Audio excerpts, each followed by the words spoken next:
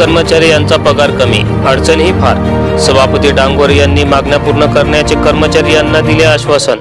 काटोल पंचायत समिती अंतर्गत येणाऱ्या 82 ग्रामपंचायतीमध्ये जवळपास 130 कर्मचारी ग्रामपंचायत हद्दीमध्ये काम करीत असतात।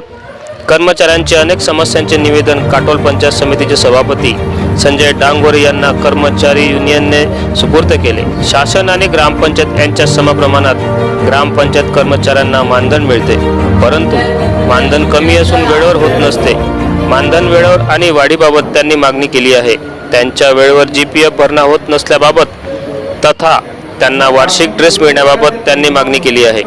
ग्रामपंचायत कर्मचारी हा गावामध्ये सचिवाला कर वसुलीसाठी मदत करणे, नळाचे पाणी सोडून लिकेजेसची दुरुस्ती करणे, स्ट्रीट लाईट लावणे, मजुरांवर लक्ष ठेवणे, ब्लिचिंगचा पुरवठा व्यवस्थित करणे, सचिवाला कार्यालयीन कामात मदत करणे, पाणी टाकी स्वच्छ करणे, इतर वेळोवेळी गावातील समस्या निराकरणाकरिता प्रयत्न करणे यासारखे कामे त्याला करावे लागते। ग्रामपंचायतमध्ये सत्ता बदल झाली की कर्मचाऱ्यांना कमी करण्याचा प्रयत्न केला जातो।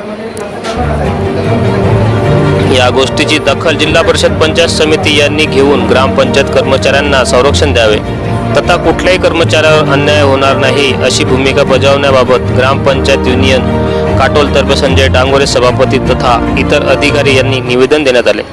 उपस्थित ग्रामपंचायत कर्मचारी युनियनचे अध्यक्ष नरेंद्र बाविस्कर, उपाध्यक्ष बाबाराव कळंबे, कार्याध्यक्ष लोकेश्वर कोळे, सचिव प्रवीण वहाने, सहसचिव अनिल कुचेकर, कोषाध्यक्ष चंद्रशेखर रुमाले, संघटक उमेश गाखरे, अनिल भोयर, मोहन जवंजाळ, संजय ठाकरे, बबन मडावी, विलास वाघाडे, विष्णू संजय रेवतकर, ओमकार मोटेकर आणि आदी ग्रामपंचायत कर्मचारी संघटनेचे पदाधिकारी उपस्थित होते।